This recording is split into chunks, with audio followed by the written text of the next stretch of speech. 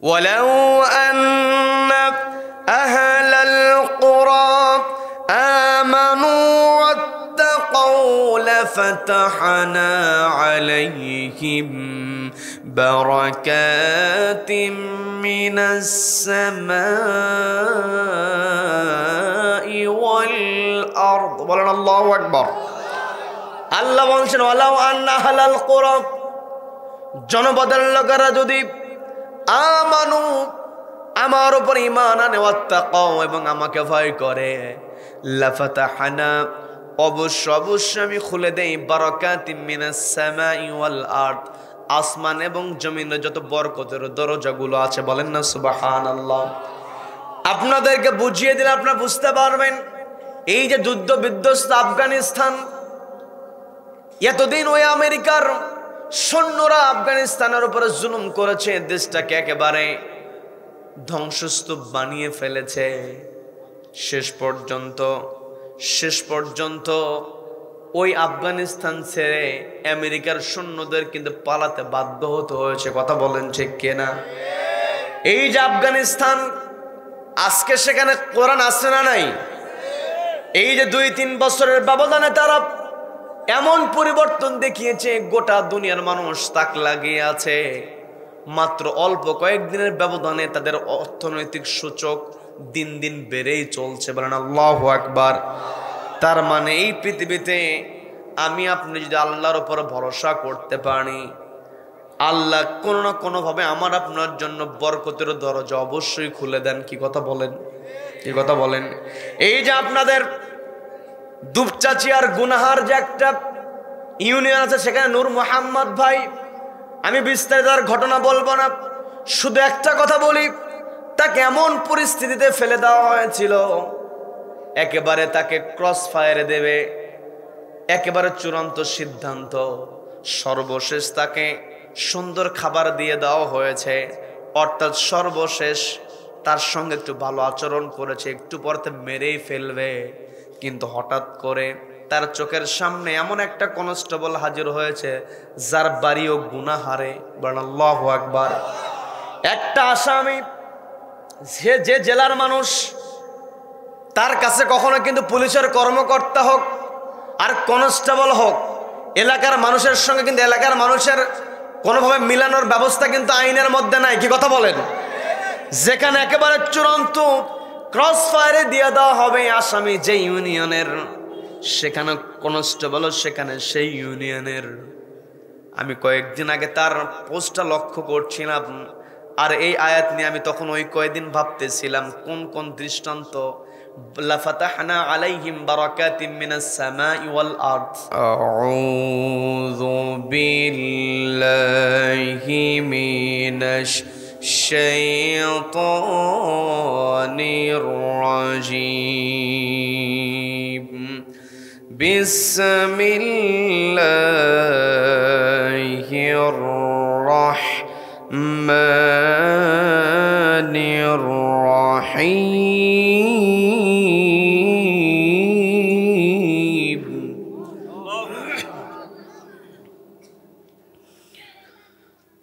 ইয়া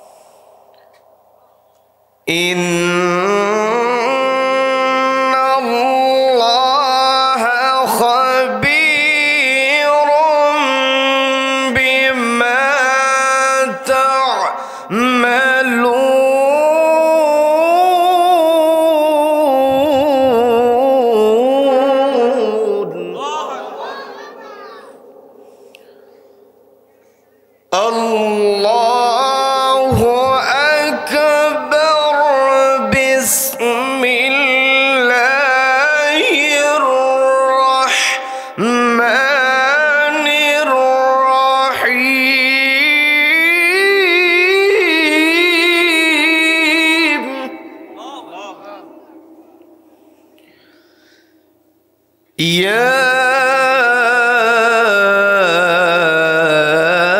أيها الذين آمنوا هل أدلكم على تجارة الله أكبر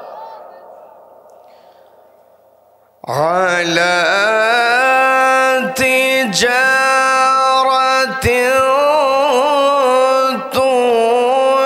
تنجيكم من عذاب أليم الله أكبر تؤمنون بالله ورسوله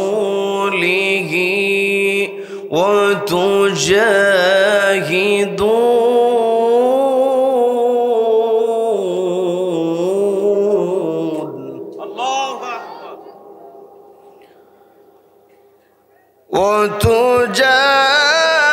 وتجاهدون في سبيل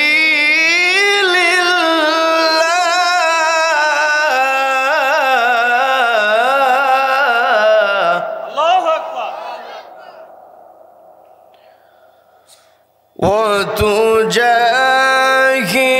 وتجاهدون في سبيل الله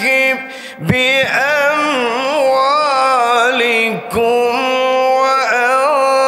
وأنفسكم ذلكم خير لكم إن كنتم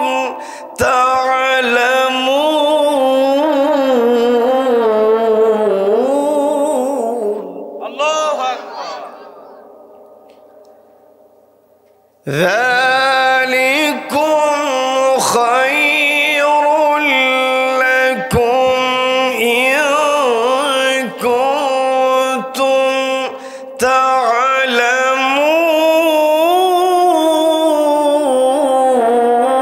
تعلمون الله الله أكبر بسم الله الرحمن الرحيم الله أكبر إن الله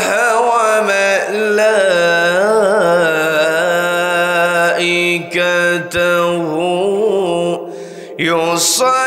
يصلون على النبي يا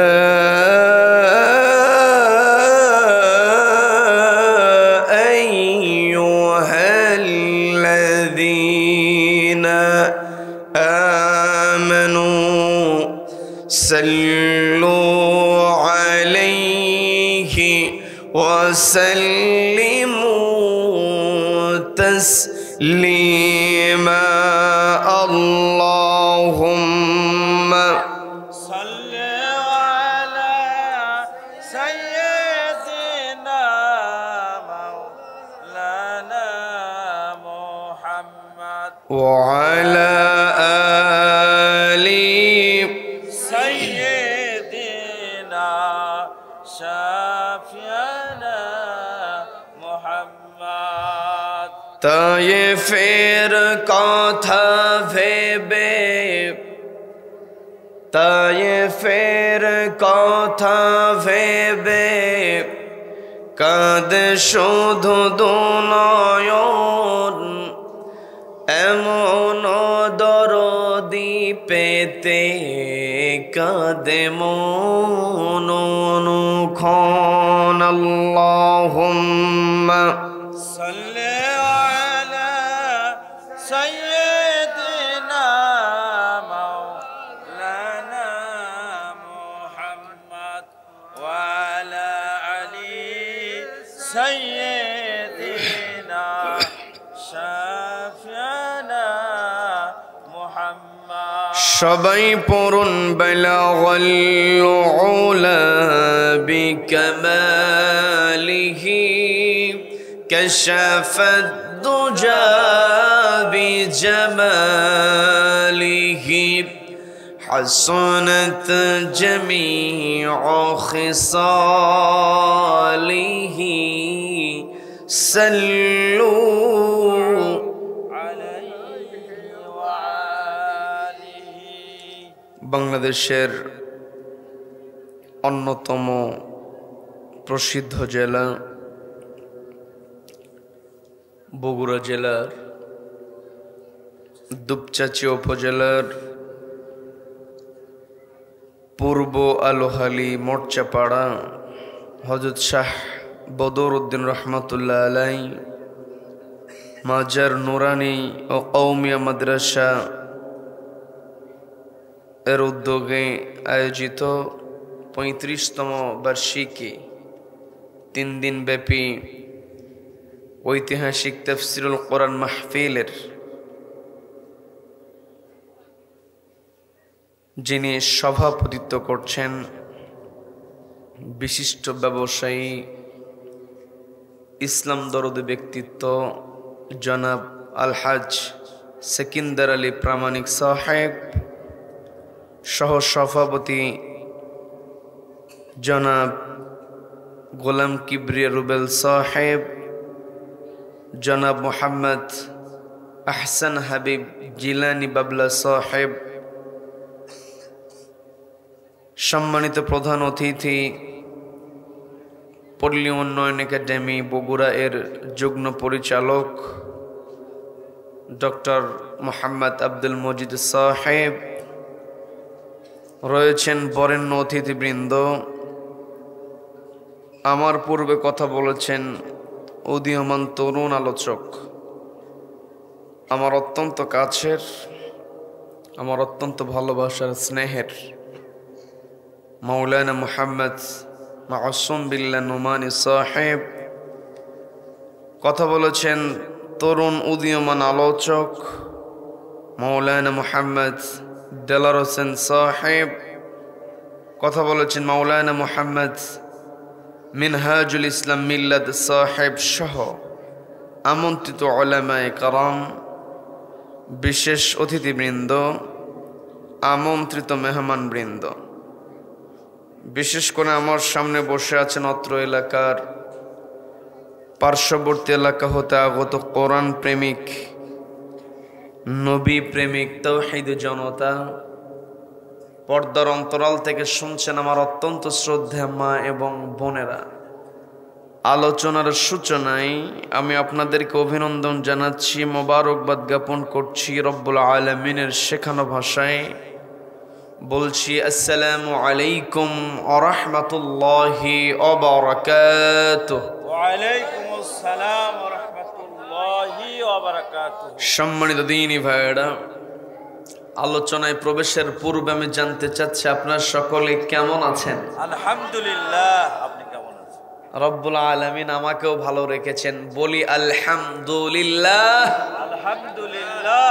এই যে আমরা ভালো আছি, আমাদেরকে ভালো রাখেন কে? আল্লাহ। আমাদেরকে ভালো রাখার একমাত্র কেবলমাত্র কর্তৃত্ব কার হাতে? আল্লাহর হাতে। যে রব্বুল আলামিন আমাদেরকে ভালো রেখে সুস্থ রেখে সারাদিনের হাজারো কর্মব্যস্ততার পর ক্লান্ত শরীর নিয়ে যে সময়টাতে ঘরে ফেরার কথা ছিল, ঠিক সেই সময়টাতে ঘরের আকর্ষণকে প্রত্যাখ্যান করে কোরআনের আকর্ষণে যে মহান মনিব আমাদেরকে কোরআনের মজলিসে আসার, বসার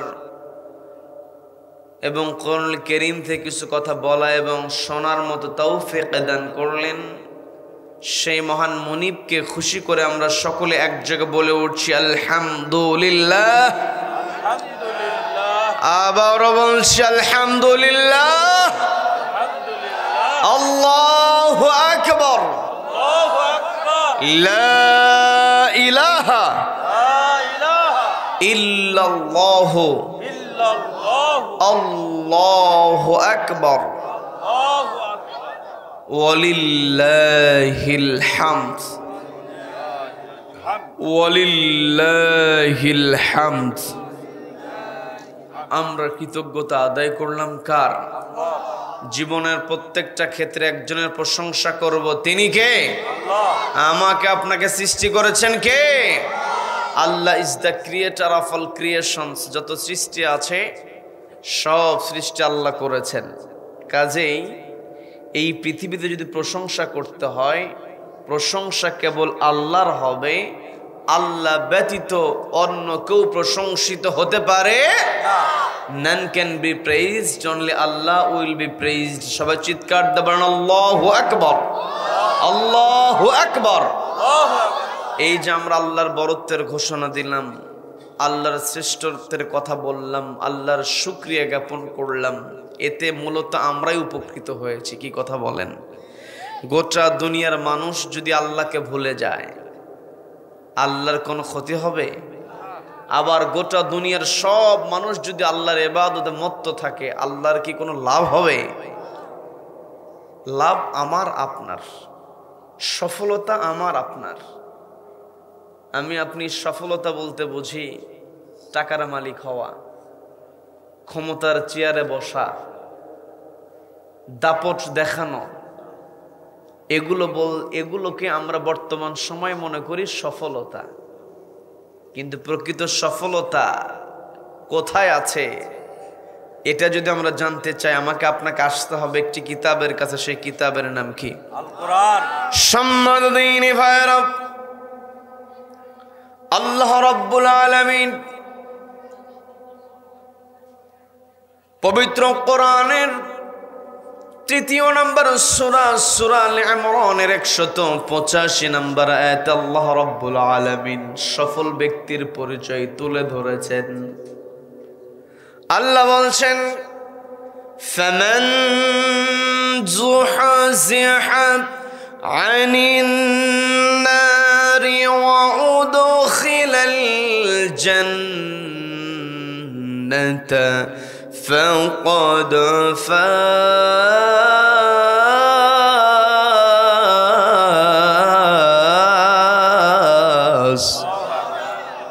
আল্লাহ বললেন, ফামান যুহজিহা আনিন নার, যেই ব্যক্তি নিজেকে জাহান্নামের আগুন থেকে দূরে সরিয়ে রাখতে পারবে, ওয়া উদখিলাল জান্নাহ, এবং জান্নাতে প্রবেশ করতে পারবে, ফাকাদ ফাজ, ওই ব্যক্তি হলো সফল।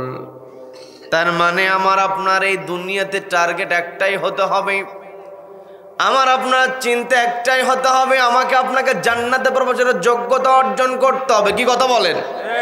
এই পৃথিবীতে আমি আপনি যা কিছু করি না কেন, আমার আপনার টাকা পয়সা, গাড়ি বাড়ি, ধন সম্পত্তি, প্রভাব প্রতিপত্তি আমার আপনার থাকতে পারে, কিন্তু এই পৃথিবীতে আমি আপনি যতদিন আছি ততদিন হয়তো সেগুলোর মূল্যায়ন থাকবে। কিন্তু যখনই আমার আপনার দেহ থেকে প্রাণটা বের হয়ে যাবে, এই পৃথিবীতে অনেক মানুষ আছে আল্লাহকে অস্বীকার করে, আল্লাহর বিরোধিতা করে, কিন্তু কোন মানুষ কি মৃত্যুকে অস্বীকার করতে পেরেছে নাকি? মৃত্যুর সঙ্গে বিরোধিতা করতে পেরেছে নাকি? তার মানে এই পৃথিবীতে আমি আপনি আছি, এই পৃথিবী ছেড়ে আমাকে আপনাকে অবশ্যই চলে যেতে হবে। আমি আপনি যখন পৃথিবী ছেড়ে চলে যাব, কোনো প্রভাব প্রতিপত্তি, টাকা পয়সা, গাড়ি বাড়ি আমার আপনার সঙ্গে যাবে না। আমার আপনার সঙ্গে যাবে শুধুমাত্র আমলনামা। আমলনামা যদি আল্লাহর সন্তুষ্টি চিত্তে আমি আপনি তৈরি করতে পারি, তবেই কেবল নিজেকে জাহান্নামের আগুন থেকে বাঁচাতে পারবো। কি কথা বলেন? কি কথা বলেন? জাহান্নামের আগুন থেকে বাঁচা, সেভিং ফ্রম হেল ফায়ার। জাহান্নামের যে আগুন, এই আগুন থেকে নিজেকে বাঁচানোটাই হলো প্রকৃত সফলতা। এন্টারিং টু দ্য প্যারাডাইস, জান্নাতে প্রবেশের যোগ্যতা অর্জন করাটাই হলো প্রকৃত সফলতা। এই পৃথিবীতে যে যত বড়ই ক্ষমতাধর হোক না কেন, যে যত বড়ই জ্ঞানী হোক না কেন, কবরে নামানোর পরে মুনকার নাকির যখন প্রশ্ন করবে, প্রশ্নের জবাব যদি দিতে না পারে, ওই মেধার ওই সম্পদের বিন্দু পরিমাণ কোনো মূল্য থাকবে না।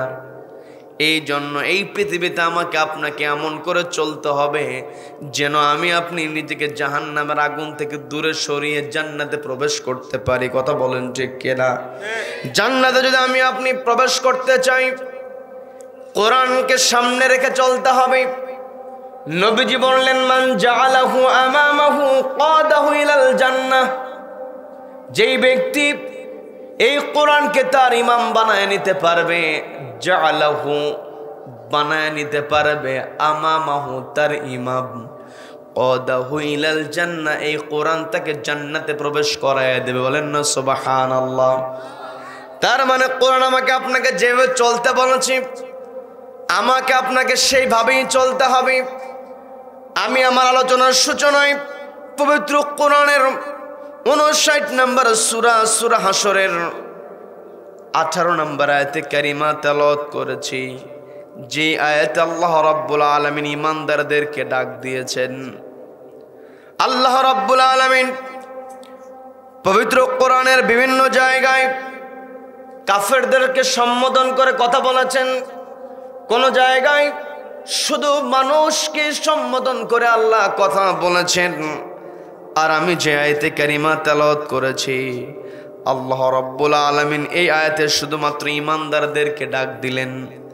আল্লাহ বললেন, ইয়া আইয়ুহাল্লাযীনা আমানুত্তাকুল্লাহা ওয়ালতানযুর নাফসুম মা قدمت لغد واتقوا الله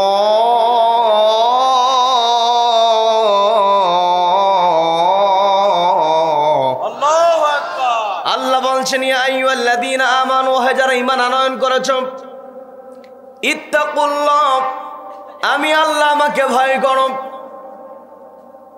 ওয়ালতানযুর নাফসুম মা কদ্দামাত লিগাদ এবং তোমাদের নজর করা উচিত, ওয়ালতানযুর নজর করা উচিত, চিন্তা করা উচিত, মা কদ্দামাত লিগাদ আগামী দিনের জন্য তোমরা কোন জিনিসটা পাঠিয়ে দিচ্ছ, আমল নামা কি তোমরা জমা করছো।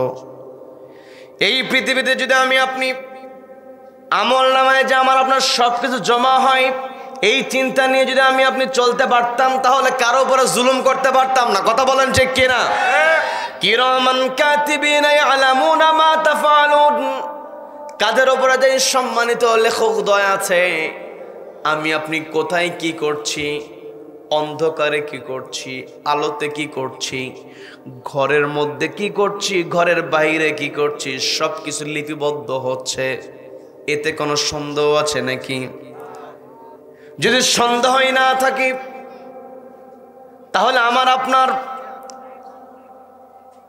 আমার আপনার চিন্তা কি এই সন্দেহ মুক্ত চিন্তা হিসাবে প্রতিষ্ঠিত করে নিজেকে সব সময় ভালো কাজের দিকে নিয়ে যেতে হবে। নিজে ভালো কাজ করব এবং ভালো কাজের জন্য সুপারিশ করব। যদি আমি আপনি ভালো কাজ না করে ভালো কাজের জন্য সুপারিশ করি, অর্থাৎ কিছু কিছু ক্ষেত্রে সব কাজ কিন্তু আমার আপনার দ্বারা করার সুযোগ হবে না। কি কথা বলেন? একজন কোথাও ভালো কাজ করছে, হয়তো এই কাজ করার ক্ষমতা আমার নাই, কিন্তু আমার আপনার দায়িত্ব হলো তার সেই ভালো কাজে সমর্থন দেওয়া। কি কথা বলেন? আল্লাহ সেই কথাটাই বললেন, شفاعة حسنة يكن له نصيب منها ومن يشفع شفاعة سيئة يكن له كفل منها। আল্লাহ বললেন, মাইয়াশফা শাফাআতান হাসানা, যেই ব্যক্তি ভালো কাজে সুপারিশ করবে, শাফাআত করবে, মাইয়াশফা শাফাআতান হাসানা, যেই ব্যক্তি ভালো কাজে সুপারিশ করবে। শাফাআত শব্দের অর্থ হলো সুপারিশ করা। এই শাফাআত শব্দটা আরবি হলেও আমরা প্রায় বাংলার মতোই মনে করি, কারণ আমাদের সমাজের মধ্যে একটা কথার প্রচলন আছে, যেটাই হচ্ছে চূড়ান্ত কথা। কিয়ামতের ময়দানে নবীজি যদি আমার আপনার পক্ষে সুপারিশ না করে, আমি আপনি কিন্তু জান্নাতে প্রবেশ করতে পারবো না। কথা বলেন ঠিক কিনা? তার মানে নবীজির সুপারিশ আমার আপনার লাগবেই। আমি আপনি যদি নবীজির সুপারিশ পেতে চাই, তাহলে আমাকে আপনাকে ভালো কাজ করতে হবে, অথবা ভালো কাজের সুপারিশ করতে হবে। কি কথা বলেন? মাইয়াশফা শাফাআতান হাসানা, যেই ব্যক্তি ভালো কাজে সুপারিশ করলে নিয়ে কুল্লাহু নাসিবুম মিনহা, সেই ব্যক্তি সরাসরি ভালো কাজ করবে না, কিন্তু ভালো কাজে সুপারিশ করা, ভালো কাজে সহযোগিতা করার জন্য আল্লাহ রাব্বুল আলামিন আমল নামে একটা সব যুক্ত করে দেন। বলেন না সুবহানাল্লাহ। আবার সঙ্গে সঙ্গে আল্লাহ এই কথাও বললেন, ওয়ামাইয়াশফা শাফাআতান সাইয়্যা, যেই ব্যক্তি খারাপ কাজে সুপারিশ করবে, নিজে খারাপ কাজ করবে না, কিন্তু খারাপ কাজে সমর্থন দিবে, খারাপ ব্যক্তিকে সমর্থন দিবে, ভালো মানুষের দিকে যাবে না, খারাপ মানুষের পিছনে দৌড়াবে, নিজে খারাপ কাজ করবে না, কিন্তু খারাপ মানুষের পিছনে থাকার কারণে অপরাধ করবে, খারাপ মানুষ সুপারিশ করার কারণে আমল নামায় গুনাহযুক্ত। বলেন নাউযুবিল্লাহ, বলেন নাউযুবিল্লাহ। আমার কথাকে বুঝতে কষ্ট হচ্ছে নাকি? আল্লাহ বলেন ওয়াল তানজুর নাফসুম মা কদ্দামাত লিগাদ, ও আমার বান্দারা আমাকে ভয় করো এবং তোমাদের চিন্তা করা উচিত। সত্যি যদি তোমরা আমাকে ভয় করে থাকো, তাহলে তোমাদের তো চিন্তা করা উচিত মা কদ্দামাত লিগাদ, আগামী দিনের জন্য তোমরা কি জমা করছো। তার মানে এর দ্বারা আল্লাহ বুঝিয়েছেন তোমাদের চিন্তা করা উচিত তোমাদের আমল নামায় কি লিপিবদ্ধ হয়। এরপর আবার আল্লাহ বলেন ওয়াত্তাকুল লিগাদিউ ওয়াত্তাকুল্লাহ, শুরুতে আল্লাহ বলেন আল্লাহকে ভয় করো, মাঝে আল্লাহ বললেন তোমরা কোন কোন কাজ করো এটার ব্যাপারে তোমাদের চিন্তা করা উচিত, ভাবনা করা উচিত। এরপরে আল্লাহ আবারও বললেন ওয়াত্তাকুল্লাহ, আল্লাহকে ভয় করো, ইন্নাল্লাহা খাবীরুম বিমা তা'মালুন, তার মানে তুমি কোথায় কোন কাজ করছো সেই কাজের খবর কার কাছে আছে? আল্লাহ। আমি আপনি গোটা দুনিয়ার কেউ দেখলো না, আমি আপনি সমুদ্রের তলদেশে সাবমেরিন নিয়ে যদি আমি আপনি চলে যাই, দুনিয়ার কোন মানুষ দেখলো না। আমি আপনি যদি পানির তলদেশে গিয়ে আমি আপনি যদি সেখানে কোনো মিটিং করি, কোনো সিদ্ধান্ত গ্রহণ করি, এটারও হিসাব, এটারও রেকর্ড আল্লাহর কাছে আছে না নাই? আজকে আমি আপনি এই কথাটা ভুলে গিয়েছি। আমার আপনার চিন্তার মধ্যে এই জিনিসটা থাকে না বলে আমি আপনি আজকে সমাজের মধ্যে অন্যায় করতে পারছি। কি কথা বলেন? কিন্তু আল্লাহ বলেন আমার বান্দারা আমাকে ভয় করো, আমাকে ভয় করা দরকার তোমাদের। আমাকে যদি তোমরা ভয় করতে পারো, তাহলে তোমরা নজর করতে পারবে, তোমাদের আমল নামার দিকে তোমরা মনোযোগী হতে পারবে। আমি আপনি দুনিয়াতে যেখানেই যাই না কেন, যে অবস্থায় থাকি না কেন, এগুলো সব ছেড়ে আমাকে আপনাকে কবরে চলে যেতে হবে। ওই কবরটাকে সুন্দর করতে হবে। আমি আপনি দুনিয়াতে থাকার জন্য আমার ঘরের মেঝের টাইলসটা কোন ডিজাইনের হবে নিজে পছন্দ করি। আবার বন্ধু বান্ধবকে একার সাথে নিয়ে যে গিয়ে বলি দেখো তো কোন টাইলসটা নিলে ভালো হয়, বলি কি বলি না? আমার কথাকে বুঝতে কষ্ট হচ্ছে নাকি? এই যে আমি আপনি দুনিয়ার ঘর সাজানোর জন্য কত পরামর্শ, কিন্তু আখিরাতের ঘর সাজানোর ক্ষেত্রে আমরা পরামর্শ করি না। আজকে আমাদের চিন্তা করা দরকার হলো আখিরাতকে সাজানো। আমি আপনি আখিরাতটা আমার চূড়ান্ত জায়গা। দুনিয়াতে যদি আমি ভালো হই, দুনিয়াতে আমি যদি ন্যায়পরায়ণ হই, ওই আখিরাতটা আমার আপনার জন্য ভালো হবে। আর দুনিয়াতে আমি আপনি যদি চেয়ারে বসার জন্য পাগল হই, চেয়ারে বসার পরে যদি আল্লাহকে ভুলে যাই, ন্যায় অন্যায় বাস বিচার না করি, এই দুনিয়াতেও দিন শেষে লাঞ্ছিত হতে হবে। আবার ওই কবরে যাওয়ার পরে ফেরেশতার বাড়িও খেতে হবে। কি কথা বলেন? কি কথা বলেন? দুনিয়াতে কত দাপটওয়ালা মানুষ, কত প্রভাব প্রতিপত্তিওয়ালা মানুষ, ওই যে কারণ ছিল সম্পদশালী, প্রতিনিয়ত ওই কারণের সম্পদ মাটির নিচে ডাবছে তো ডাবছে, কিয়ামত পর্যন্ত ডাবতেই থাকবে। কি কথা বলেন? যেই কারণ এত দাপট ছিল, যেই ফেরাউন এত দাপট নিয়ে চলেছে, ফেরাউনকে বুদ্ধি দিত হামান। হামান ছিল ফেরাউনের একটা বুদ্ধির কামান। কি কথা বলেন? দেখবেন আজও দুনিয়াতে বুদ্ধি দেওয়ার মতো হামান মার্কা বুদ্ধিজীবী আছে না নেই? আছে না নেই? এই দুনিয়াতে যত বড় দাপট অলাই হোক না কেন, নিমিষে আল্লাহ ভ্যানিশ করে দেন। কি কথা বলেন? ওই যে আব্রাহাম কাবাঘর ধ্বংস করতে এসেছিল, অনেক লম্বা ঘটনা, বেশি লম্বা ঘটনার দিকে যাব না। কাবাঘর হস্তি বাহিনী নিয়ে এসেছে, কাবাঘর ভেঙে ফেলবে। সে মানুষ কাবা ঘরে আসে, এটা ওর পছন্দ নয়। আব্রাহাস যেখানে ঘর তৈরি করেছে সেখানে সে নিয়ে যাবে। সেই জন্য সে কাবা ঘরকে ভেঙে ফেলার জন্য হস্তি বাহিনী নিয়ে হাজির হয়ে গেল। আল্লাহ রাব্বুল আলামিন ওই বিশাল হস্তি বাহিনীকে মুহূর্তের মধ্যে নাস্তানাবুদ করে দিয়েছেন। বড় কোনো শক্তি আল্লাহ সেখানে প্রেরণ করেন নাই। আবাবিল পাখি, তয়রান আবাবিল পাখি আল্লাহ পাঠিয়ে দিলেন, আরসা আল্লাহ পাঠিয়ে দিলেন। ওই পাখিদের ঠোঁটের মধ্যে ছিল মটর দানার মতো ছোট্ট ছোট্ট পাথর কুচি, পায়ের মধ্যে ছিল ছোট্ট ছোট্ট পাথর কুচি। উপর থেকে পাথর কুচিগুলো ছেড়ে দিয়েছে রব্বুল আলামিন, মুহূর্তের মধ্যে চিবানো ঘাসের মতো বানিয়ে দিয়েছেন। কথা বলেন ঠিক কিনা? হস্তি বাহিনী ছিল বিশাল, কিন্তু আল্লাহ পাঠালেন একেবারে সামান্য কিছু। কি কথা বলেন? আবু জাহেল নবীজির ব্যাপারে এত ষড়যন্ত্র করেছে, নবীজিকে সব সময় ঠকানোর জন্য, নবীজিকে সব সময় অপমান করার জন্য চেষ্টা করেছে।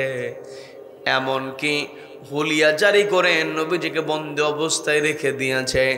নবীজিকে হত্যা করার জন্য 100 উট পর্যন্ত ঘোষণা করেছিল। কথা বলেন ঠিক কিনা? এত দাপট ছিল আবু জাহেলের।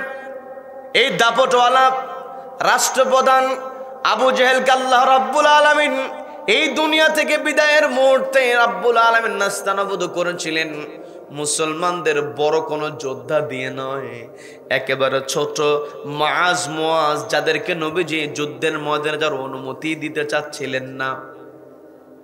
এত ছোট ছিল যাদেরকে নবীজি অনুমতি দিতে চাচ্ছিলেন না, ওই রকম ছোট্ট শিশুদেরকে দিয়া ওই বদরের প্রান্তে আবু জাহেলকে আল্লাহ নাস্তানাবুদ করেছেন। কি কথা বলেন? তার মানে আল্লাহ যত বড়ই ক্ষমতাধর হোক না কেন, যত বড় সম্পদশালী হোক না কেন, যত বড় প্রভাবওয়ালা হোক না কেন, রব্বুল আলামিন যদি চান তাহলে কাউকে মুহূর্তের মধ্যে জিরো বানাতে আল্লাহর বড় কোনো শক্তির প্রয়োজন হয় না। যেটার প্রমাণ আমরা পূর্বের দিনের ঘটনা থেকে জেনেছি। একেবারে সর্বশেষ জুলাই আগস্ট মাসে আমরা দেখেছি এই বাংলার জমিনে যে লেডি ফেরাউন ছিল, তার চেয়ারটাকে টিকিয়ে রাখার জন্য গোটা দেশের প্রশাসনের সব জায়গাতে নিজের পছন্দের লোককে বসিয়েছে। 14 গোষ্ঠীর প্রোফাইল ঘেঁটে দেখেছে সে কি আমার পক্ষের লোক নাকি বিপক্ষের লোক। এত কিছু করার পরও রব্বুল আলামিন ওকে পালাতে বাধ্য করেছেন। কথা বলেন ঠিক কিনা? ওই লেডি নমরুদকে পালাতে আল্লাহ বাধ্য করেছেন, কিন্তু বড় কোনো বাহিনীকে সামনে দেন নাই। আল্লাহ কিন্তু বড় কোনো দলকে সামনের কাতারে দিলেন না, প্রশিক্ষিত কোনো বাহিনীকে আল্লাহ সামনের কাতারে দিলেন না, অস্ত্রে শস্ত্রে সজ্জিত কোনো বাহিনী আল্লাহ সামনে দিলেন না। কারণ আল্লাহ ক্ষমতা দেখাতে চান সামান্য কিছু দিয়া। আমার আপনার কাছে ছোট বড় আছে, আল্লাহর কাছে কিন্তু সব সমান। কি কথা বলেন? আমার আপনার কাছে শক্তির বড় ছোট কম বেশি এই দুইটা ক্যাটাগরি আছে, কিন্তু আল্লাহর কাছে ছোট যা বড় তা। কি কথা বলেন? আল্লাহর কাছে অতীত যা বর্তমান তা ভবিষ্যৎ তা। এই জন্য আল্লাহ রাব্বুল আলামিন আমাকে আপনাকে বোঝানোর জন্য ছোট্ট ছোট্ট শক্তি দিয়ে আল্লাহ আমাকে আপনাকে বুঝিয়ে দেন, যার প্রমাণটা আমরা পেয়েছি একেবারে নিরস্ত্র ছাত্র জনতাকে সামনের কাতারে দিয়া। দাড়ি মোজ ভালো করে গজায় নাই, এখনো পর্যন্ত বাপ মা ডাক দিয়ে বারবার বলে বাবা খাও খাও। এমন এমন বাচ্চাদেরকে সামনের কাতারে দিয়া আল্লাহ এমন পরিস্থিতি করলেন 45 মিনিট সময়ের মধ্যে পালাতে বাধ্য হয়েছে। কথা বলেন ঠিক কিনা? তার মানে এখান থেকে আমাকে আপনাকে শিক্ষা গ্রহণ করতে হবে, আল্লাহ হলেন সবচাইতে বড় ক্ষমতাবান। আমার আজকে ক্ষমতা আছে, সকালে আমি ক্ষমতাবান, দুপুরের মধ্যে আমাকে পালাতে হতে পারে। কি কথা বলেন? এই জন্য আমার আপনার চিন্তা চেতনার মধ্যে আল্লাহ জানিয়ে দিলেন, ও আমার বান্দারা, ও ইউ হু হ্যাভ বিলিভড, ইয়া আইয়ুহাল্লাযীনা আমানু, যারা ঈমান আনয়ন করেছো কার ওপরে? ইত্তাকুল্লাহ, ভয় করো কাকে? আল্লাহকে ভয় করতে হবে। নবীজির সাহাবীরা আল্লাহকে ছাড়া কাউকে ভয় করেন নাই। কি কথা বলেন? নবীজির সাহাবীরা মরণকে কিছুই মনে করেন নাই, ওই কাফেরদের অত্যাচারকে নবীজির সাহাবীরা কিছুই মনে করেন না। এত অত্যাচার করা হয়েছে, একেবারে ফুটন্ত উত্তপ্ত লোহার আক্রাস শরীরের সঙ্গে লাগিয়ে দেওয়া হয়েছে, এমনকি এমনভাবে আগুনের পরে শুইয়ে দেওয়া হয়েছে, শরীরের চামড়া গলে গিয়েছে, আগুনের আংটাটা দেহের মধ্যে ঢুকে গিয়ে গর্ত হয়েছে, তবুও তারা ঈমান থেকে বিন্দু পরিমাণ পিছপা হন না। একটাই কারণ, ভয় করেছেন কাকে? সবাইকে বলতে হবে, ভয় করেছেন কাকে? নবীজির সাহাবী আব্দুল্লাহ ইবনে হুযায়ফা রাদিয়াল্লাহু তাআলা আনহু, রোমান সম্রাট মুসলমানদের বিরুদ্ধে যুদ্ধের ঘোষণা দিয়েছে। তখন খলিফার চেয়ারে বসা ছিলেন হযরত ওমর রাদিয়াল্লাহু তাআলা আনহু। ওমর রাদিয়াল্লাহু তাআলা আনহু খুতবার মধ্যে কিন্তু আমরা শুনি, ও আশাদ্দুহুম ফি আমরিল্লাহি ওমর, শুনি কি শুনি না? প্রত্যেক জুমার নামাজে ইমাম সাহেব হযরত ওমরের নামটা উচ্চারণ করে, একটাই কারণ, ওমর রাদিয়াল্লাহু তাআলা আনহু ভয় করেছেন কাকে? ওমর রাদিয়াল্লাহু তাআলা আনহু তার খেলাফত চলছিল, এমত অবস্থায় রোমান সম্রাট যুদ্ধের ঘোষণা দিয়ে দিল। মুসলমান বাহিনী রোম সৈন্য মুখোমুখি হয়েছে, কিন্তু যুদ্ধের ময়দানে পাঠানোর পূর্বে রোমান সৈন্য বলেছে, তোমাদের সামনে যদি মুসলমানদের নবীর কোন সাহাবী পড়ে যায়, অর্থাৎ যুদ্ধ করতে গিয়েছ, মুখোমুখি হয়েছে, যদি তোমরা জানতে পারো সে মুসলমানদের নবীর সাহাবী, তাহলে তাকে তোমরা জীবন্ত আমার কাছে হাজির করো, তাকে মেরে ফেলবা না। তোমরা যুদ্ধে জয়লাভ করো আর হেরে যাও। তোমাদেরকে যে আমি নির্দেশনা দিয়ে দিই সেটা হলো, তোমরা যদি কোনো সাহাবীকে পেয়ে যাও আমার সামনে হাজির করবে।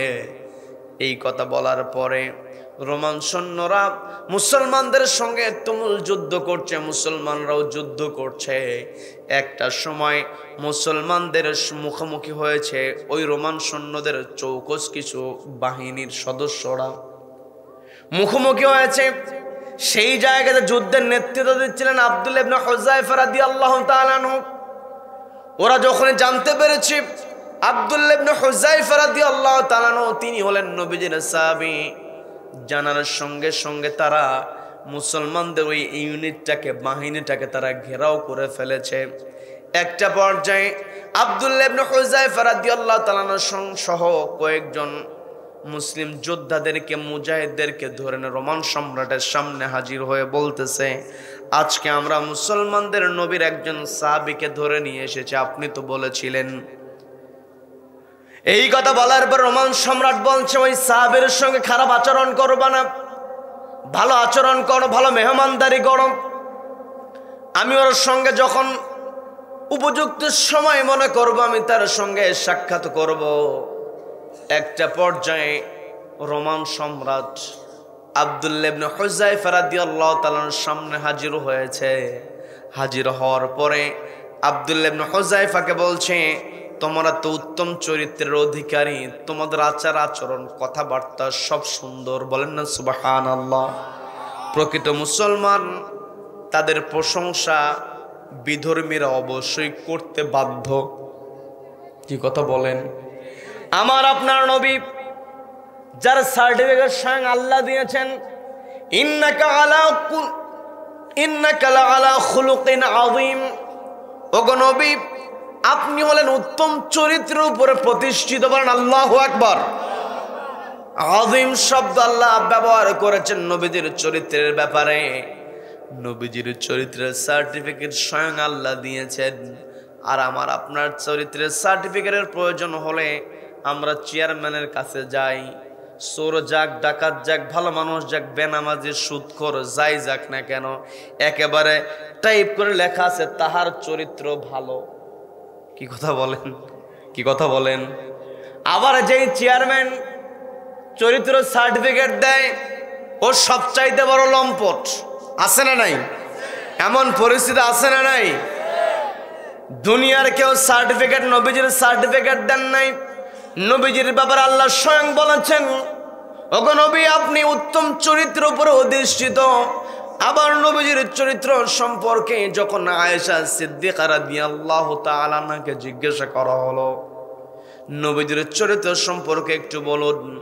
আয়েশা সিদ্দিকা বলছেন, কানা খুলুকুহুল কোরআন, কোরআন যা নবীজির চরিত্রই তা। বলেন না সুবহানাল্লাহ।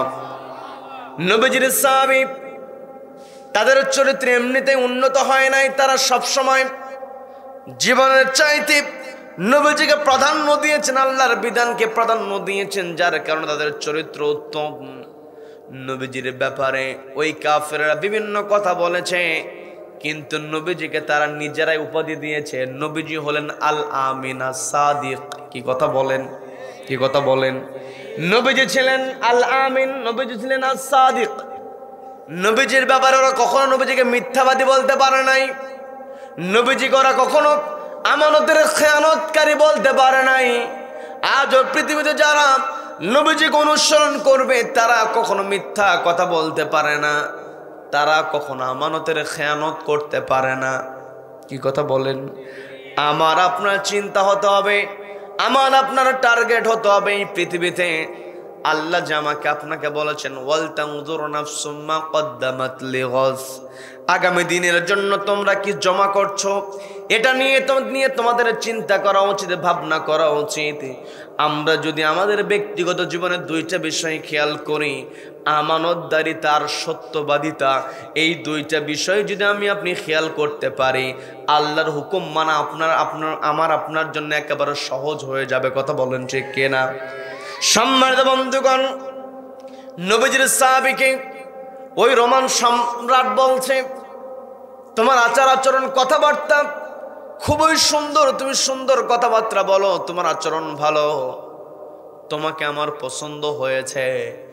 আমার ঘরে কন্যা আছে, কন্যার সঙ্গে আমি তোমাকে বিয়ে দেব, তবে শর্ত হলো ইসলাম ছাড়তে হবে। বলেন নাউযু বিল্লাহ।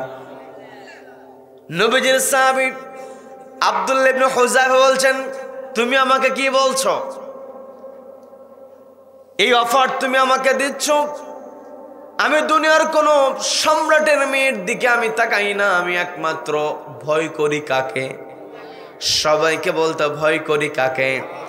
আমি একমাত্র আল্লাহকে ভয় করি, আল্লাহকে ভালোবাসি। আমি যদি ইসলাম ছেড়ে দেই আল্লাহ তো আমার উপর মন খারাপ করবে। আমি তো আল্লাহকে সবচাইতে বেশি ভালোবাসি। আল্লাহ আমার উপরে মন খারাপ করুক, আমার উপরে রেগে যাক, এমন কাজ তো আমি করব না। দুনিয়াতে চলতে গেলে বন্ধু বান্ধব আমাদের জীবনে থাকে। বন্ধু যদি জেনে যায় আমি এই কাজ করেছি, বন্ধু যদি মন খারাপ করে, আমি আপনি কিন্তু সেই কাজটা কখনো করি না। কি কথা বলেন? যদিও করেও ফেলি, বন্ধুকে সেটা জানাই না যে বন্ধু মন খারাপ করবে। কিন্তু আল্লাহকে না জানিয়ে থাকার কোনো উপায় আছে নাকি? আমি আপনি যেখানে যা কিছু করছি সবকিছু আল্লাহ দেখছেন। শুধু দেখছেন তা নয়, সবকিছু রেকর্ড হয়। বলেন আল্লাহু আকবার। এই যে আমার সামনে ক্যামেরা, আমি যেই কথাগুলো এখানে বলছি, এখান থেকে নামার পরে আমার কথার মধ্যে একটা কথা আমি বাড়াতে পারবো না, কমাতেও পারবো না, কারণ সবকিছু রেকর্ড হয়ে আছে। এই পৃথিবীতে আমি আপনি কোথায় কি করছি সবকিছু আল্লাহ রেকর্ড করার জন্য আমার আপনার কাদের উপর আল্লাহ মেমোরি কার্ড রেখে দিয়েছেন। বলেন না সুবহানাল্লাহ।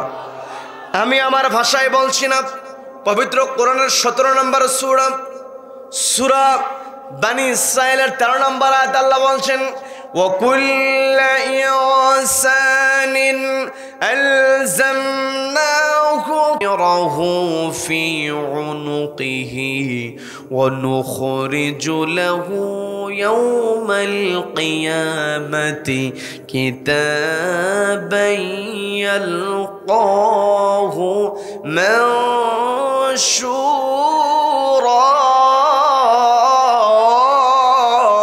আল্লাহু আকবার।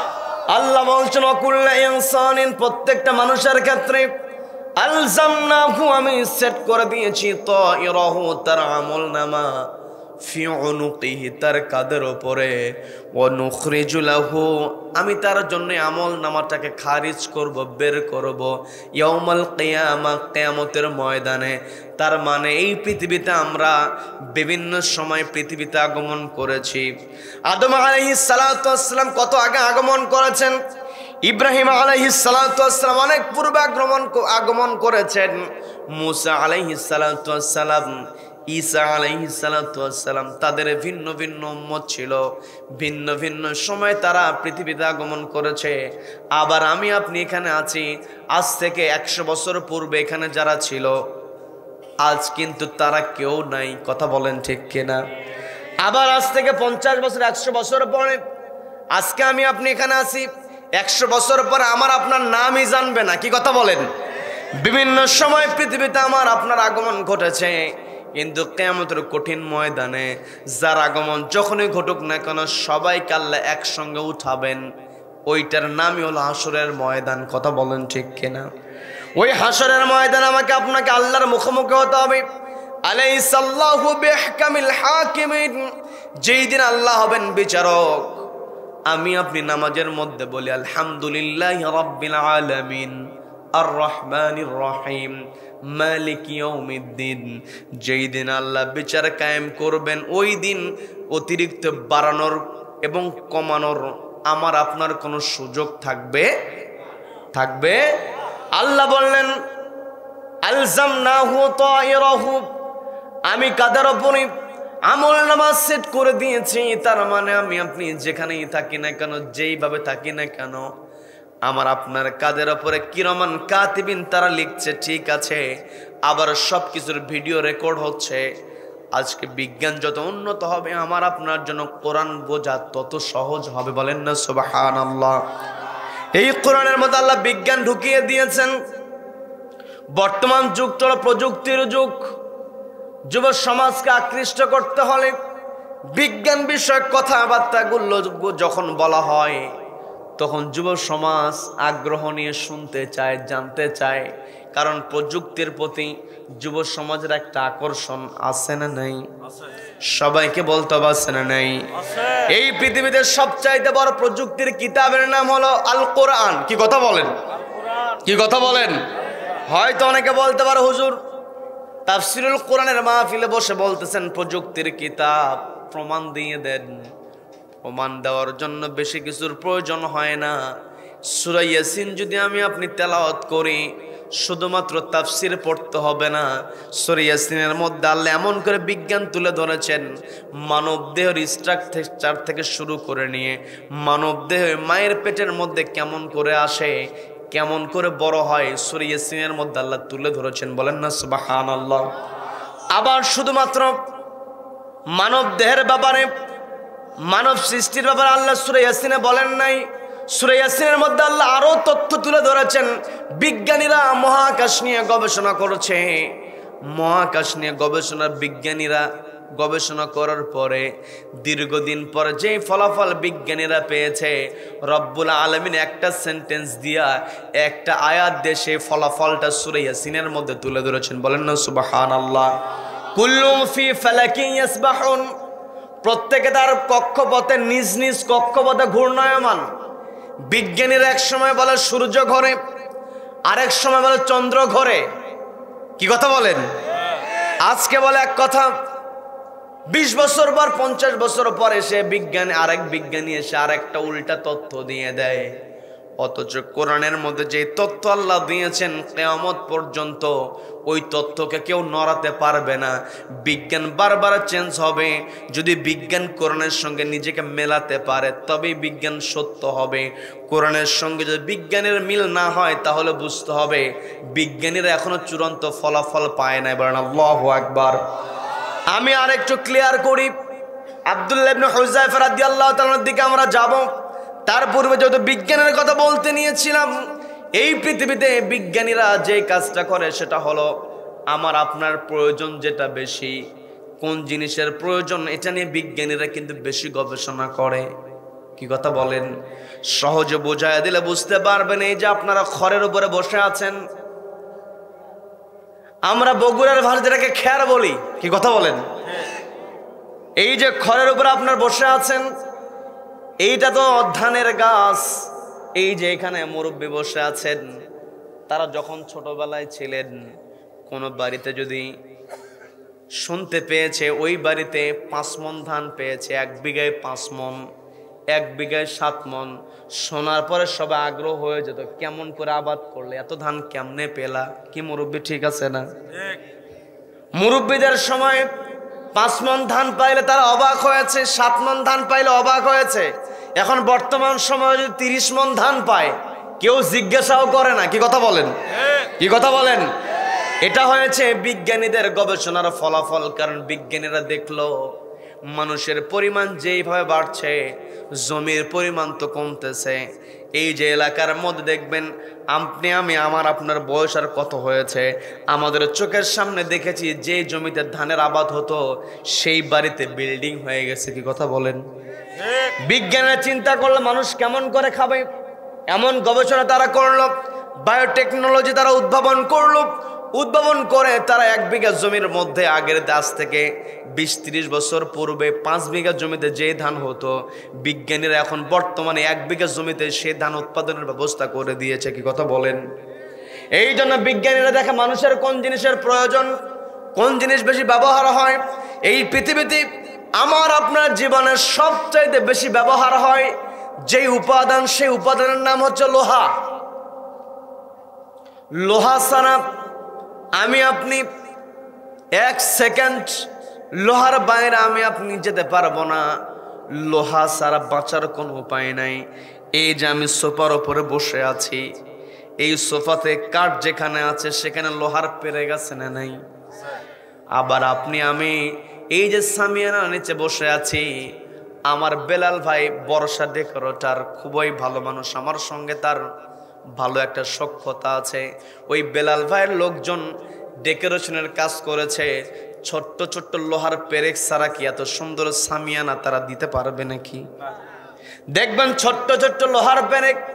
আবার আমি যেখানে কথা বলছি আমার কথার সাউন্ড বহু দূর পর্যন্ত যাচ্ছে, রাতের বেলা আরো বেশি দূরে চলে যায়।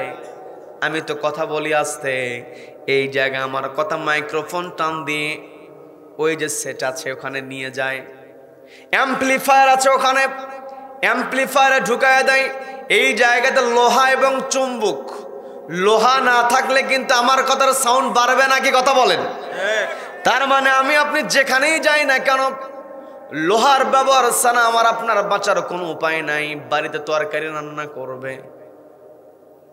সেখানে মা বোনদের কাছে যদি লোহা না থাকে, বটি ছুরি যদি না থাকে, অন্তত মরিচ দিতে হলেও তো আর কিছু দিক আর না দিক, মরিচটা কাটতে গেলেও কিন্তু লোহার দরকার। আমার কথাই বিরক্ত হচ্ছেন নাকি?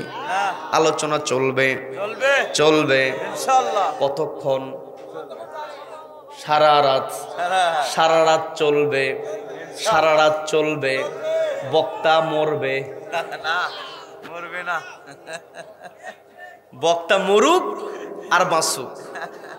কোরআনের কথা যতদিন পর্যন্ত পূর্ব দিগন্তে সূর্য উদিত হয়ে পশ্চিম আকাশে অস্ত যাবে ততদিন পর্যন্ত কোরআনের কথা হবে। কোন কোরআন বিদ্বেষী কোরআনকে থামাতে পারবে না। কারা কারা মতের পক্ষে আছেন দুহাত আল্লাহকে দেখান। আল কোরআনের আলো, আল হাদিসের আলো, আল কোরআনের আলো, নারে তাকবীর। আল্লাহ আমাদের সকলকে কবুল করেন, বলে না আমিন, বলে না আমিন। সম্মানিত দিনী ভাইয়ের, আমি যে কথা বলতে নিয়েছিলাম, লোহা ছাড়া আমাদের বাঁচার কোনো উপায় নেই, লোহা লাগবেই। বিজ্ঞানীরা চিন্তা করলো লোহা কেমন করে তৈরি করা যায়। ওই মাটির নিচ থেকে, আখরিক থেকে লোহা মাটির নিচ থেকে। আমার কথা বিরক্ত হচ্ছেন? ওইদিকে কোনো সমস্যা? যুবকেরা এক জায়গায় বসলে একটু কথাবার্তা যুবক ভাইদেরকে বলছি একটু মনোযোগী হন, তাবারক রেডি আছে, সমস্যা নাই। হ্যাঁ আচ্ছা, আমাদের সকলকে আল্লাহ কবুল করেন, বলে না আমিন, বলে না আমিন। তার মানে বিজ্ঞানীরা দেখলো মাটির নিচ থেকে, আখরিক থেকে লোহা উঠানোর পর এটা রিফাইনারিং প্রসেসিং এর মধ্যে যেতে অনেক কষ্ট। লোহা কেমন করে, যদি লোহার উপাদান যদি আমরা তৈরি করতে পারি তাহলে তো সুবিধা হয়, কারণ লোহা ছাড়া তো বাঁচার উপায় নাই। এটা নিয়ে বিজ্ঞানীরা দীর্ঘদিন গবেষণা করেছে। দীর্ঘদিন গবেষণা করে ওরা 2013 সালে যে ফলাফলটা তারা ঘোষণা দিয়েছে, ওদের দীর্ঘদিনের ফলাফল শুধু এক দেশের বিজ্ঞানী নয়, পৃথিবীর সেরা সেরা বিজ্ঞানীগুলো এই লোহার উপরে গবেষণা করার জন্য তারা একত্রিত হয়েছে। তারা সিদ্ধান্ত নিয়েছে এই যুগান্তকারী সিদ্ধান্তের মাধ্যমে আমরা কি করব, লোহা কেমন করে তৈরি হয়েছে এটা আমরা বের করব। একটা পর্যায়ে ওরা যে ফলাফলটা নিয়ে আসলো, তারা ফলাফলটা দিয়ে দিল এই লোহা তৈরির যে উপাদান, এই উপাদান পৃথিবীতে তৈরি করতে হলে, এই উপাদানটা তৈরি করতে হলে কোটি ডিগ্রি সেন্টিগ্রেড তাপমাত্রা লাগে। বলেন আল্লাহু আকবার। তার মানে কোটি ডিগ্রি সেন্টিগ্রেড, যেখানে কোটি ডিগ্রি সেন্টিগ্রেড তাপমাত্রা উঠবে সেখানে তো পুরো একেবারে সারখার হয়ে যাবে। কি কথা বলেন? তো বিজ্ঞানীরা চিন্তা করছে এত তাপমাত্রা পৃথিবীতে তো যদি উৎপন্ন হতো তাহলে পৃথিবী তো টিকতো না, তাহলে লোহা কেমন করে তৈরি হলো? বিজ্ঞানীরা গবেষণা শুরু করে দিল। গবেষণা করতে করতে তারা যে ফলাফলটা দিয়ে দিল, ওদের ফলাফল সর্বশেষ যে ফলাফল তারা দিয়েছে 2013 সালে, ওরা ফলাফলটা দিয়ে বলছে আজ থেকে 10 থেকে 12 বিলিয়ন বছর পূর্বে, বিলিয়ন মানে 1 বিলিয়ন মানে, এই 1 বিলিয়ন মানে কত? এই বলো, বলো 1 বিলিয়ন মানে কত? 100 কোটি। 10 থেকে 12 বিলিয়ন বছর পূর্বে মানে 1000 থেকে 1200 বছর পূর্বে এই মহাকাশের মধ্যে একটা সংঘর্ষ তৈরি হয়েছে, যে সংঘর্ষের নাম বিজ্ঞানীরা দিয়েছে সুপারনোভা বিস্ফোরণ। এই সুপারনোভা বিস্ফোরণ যখন সংঘটিত হয়েছে, সুপারনোভা বিস্ফোরণের সময় এত তাপমাত্রা তৈরি হয়েছিল, সুপারনোভা যখন বিস্ফোরণ তৈরি হয়েছে তখন ওই সময়তে এমন সংঘর্ষ হয়েছে যেখানে ঘর্ষণ হয় সেখানে কিন্তু তাপ উৎপন্ন হয়। কি কথা বলেন? এই পৃথিবীতে এই মহাকাশের মধ্যে এমন একটা সংঘর্ষ তৈরি হয়েছে, যে সংঘর্ষ তৈরির কারণে সুপারনোভা বিস্ফোরণের সময় তাপমাত্রা উঠে গিয়েছিল কোটি ডিগ্রি সেন্টিগ্রেডের উপরে। বিজ্ঞানীরা চিন্তা করলো এই পৃথিবীতেও তো লোহা তৈরি হয় নাই, লোহা তৈরি হয়েছে, লোহা তৈরির উপাদান তৈরি হয়েছে আজ থেকে 10 থেকে 12 বিলিয়ন বছর পূর্বে যখন সুপারনোভা বিস্ফোরণ তৈরি হয়েছিল। ওই মহাকাশ থেকে লোহা তৈরির উপাদানগুলো পৃথিবীতে এসেছে, এরপরে এটা মাটি ভেদ করে মাটির নিচে গিয়ে আখরিক আকারে জমা আছে। এই পৃথিবীতে লোহা উপর থেকে চলে এসেছে মহাকাশের সংঘর্ষের সময়, উপর থেকে লোহা নিচে পড়েছে, পৃথিবীতে লোহা তৈরি হয় নাই। বিজ্ঞানীরা যে ফলাফলটা দিয়ে দিল, রব্বুল আলামিন কোরআনে কারীমের মধ্যে সেই ফলাফলটা একটা শব্দ দিয়ে দিয়েছেন। বলেন আল্লাহু আকবার। সূরা হাদীদের 27 নম্বর আয়াত আল্লাহ বলছেন وأنزلنا الحديد فيه بأس شديد ومنافع للناس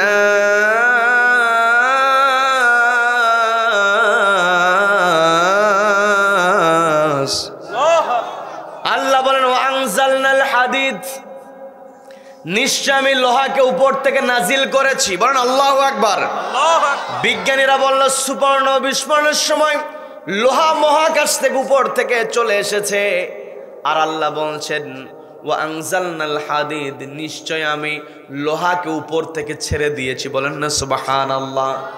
বিজ্ঞানীরা দীর্ঘদিন গবেষণা করে যে ফলাফল দিয়ে দেয়, কোরআন একটা বাক্য দিয়ে একটা সেন্টেন্স দিয়ে সে ফলাফলটা দিয়ে দিতে পারেন। বলেন আল্লাহু আকবার। তার মানে এই পৃথিবীতে লেটেস্ট বুক, এই সায়েন্টিফিক কিতাবের নাম হচ্ছে আল কোরআন। কি কথা বলেন?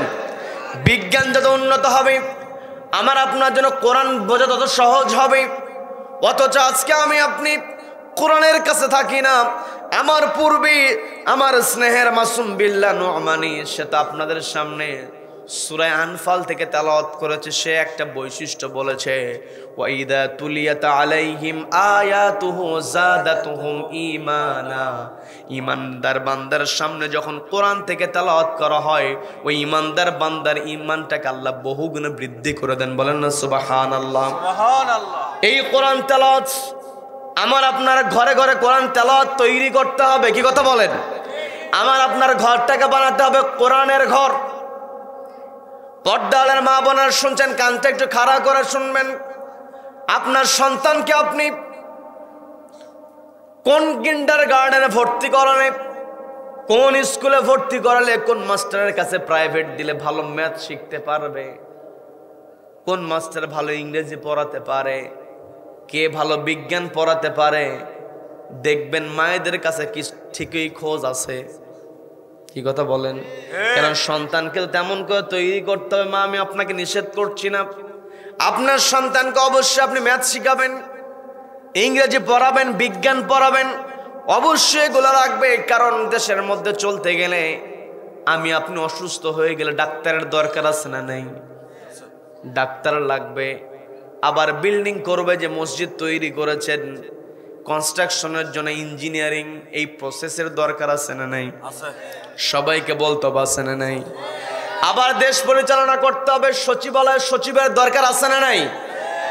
তবে আমার আপনার খেয়াল করতে হবে, আমি আপনি যদি কোরআন নামক পরিবার থেকে সন্তানকে ডাক্তার বানাতে পারি, যেই পরিবারে কোরআন আছে ওই পরিবারের সন্তান যদি ডাক্তার হয় ওই ডাক্তার কখনো কসাই হতে পারে না। কথা বলেন ঠিক কিনা?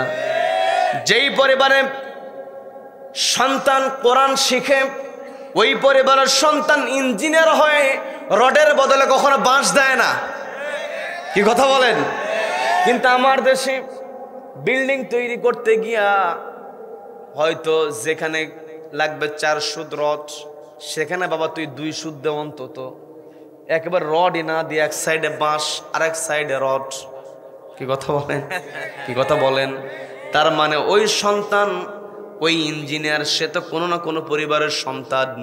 ওই পরিবারে যদি কোরআনের শিক্ষা থাকতো, ওই পরিবারে যদি ইত্তাকুল্লাহ আল্লাহর ভয় থাকতো, ওই সন্তান ইঞ্জিনিয়ার হয়ে কখনো রডের বদলে বাঁশ দিতে পারতো না। কথা বলেন ঠিক কিনা?